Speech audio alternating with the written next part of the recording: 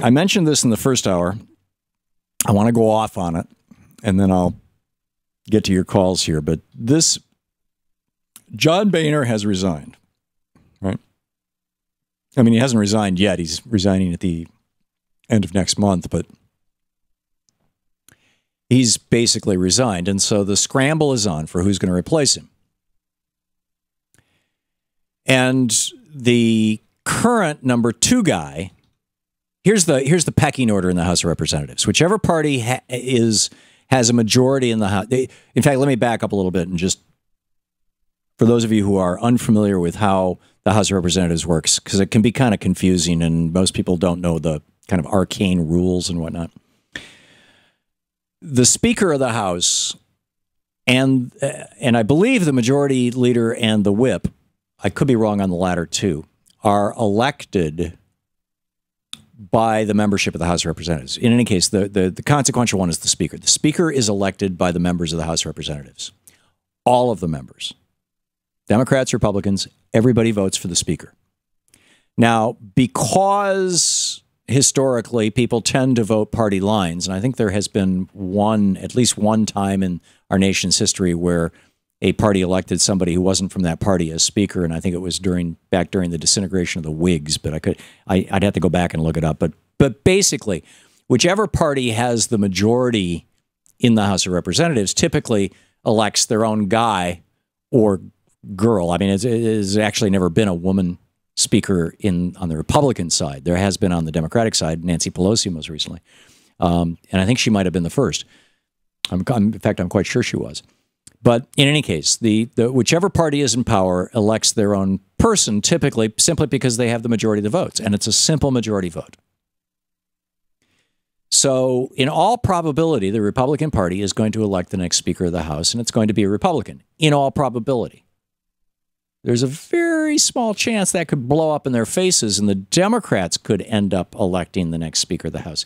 But it's such a small possibility that it probably doesn't even show up in the, I mean, we can set it aside. The Republicans are not, they're crazy, but they're not that crazy. So the number 1 position is Speaker of the House. This is the number 3 person in line to be President of the United States. If the president dies, the vice president becomes president. If the president and vice president die at the same time, the Speaker of the House of Representatives becomes president. So the Speaker of the House has got extraordinary perks, extraordinary security, extraordinary privilege, huge offices, access to information that arguably only the president would have, far more information than other members of Congress have. I mean, it's a cool job. Lots and lots of perks come with this job. I mean, you can start drinking at 9 in the morning. You can, I don't know if Boehner can smoke in his office or not. I'd be astonished if he didn't. I know there's a restaurant down on 8th Street where he likes to go because they have a private room upstairs where they serve him and his parties, and they allow him to smoke there. So anyhow, John Boehner is resigning, and the Republicans are trying to figure out who to replace him with. Number 1 is the Speaker of the House. Number 2 in the House of Representatives. Now, this is not in the order of presidential succession. This is just in the power rank within the House of Representatives. Because after this, if the president, the vice president, and the Speaker were all to die, then I'm not sure who's number 4. I don't think it's the leader of the Senate Majority Leader. I could be wrong. I think it begins with the cabinet, doesn't it? The president pro tem of but the president pro tem of the Senate is the vice president, isn't it? Oh, that would be the majority leader. Okay, and then it goes to the cabinet members. Then they start counting down the cabinet members. But in any case, thank you for that, Shino. So the Republicans are talking about making the number 2 guy right now in the House of Representatives, Kevin McCarthy, the number 1 guy, making him Speaker of the House, making him number 3 heartbeat away from the president. Or the third person in the line of, arguably the second person in the line of secession. The president is number 1, vice president number 8, but the president is alive, so it's not, vice president number 2, Speaker number 3. Here's my problem with this, with Kevin McCarthy. Back in 2009, the night that President Obama was dancing with his wife, and Ellen Ratner and I were dancing down at Union Station, with President Obama and Michelle, and with Joe Biden and Jill, Dr. Biden. I was Ellen's guest. It was really cool. It was really nice to be there at the presidential inauguration. This was January 20th, 2009. Right? The president was elected in November of 2008, but he gets sworn in on January 20th, 2009. He was sworn into office that day. There were 3 million people here in this town. I did my show live, standing about 100 feet from President Obama as he was sworn in. I was one of the closest members of the press to him when he was sworn in. Ellen helped us get that plum spot in the international press row right up at the same level. I mean, I was 150 feet from George W. Bush. I got to watch him literally make faces at President Obama during his inaugural address. And Dick Cheney was sitting there, like a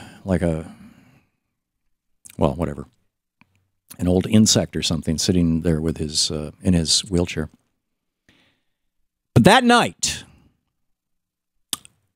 a group of Republicans, 14 Republicans, got together in a restaurant called the Caucus Room. They got a private room. They met with Newt Gingrich and Frank Luntz, the GOP Minister of Propaganda.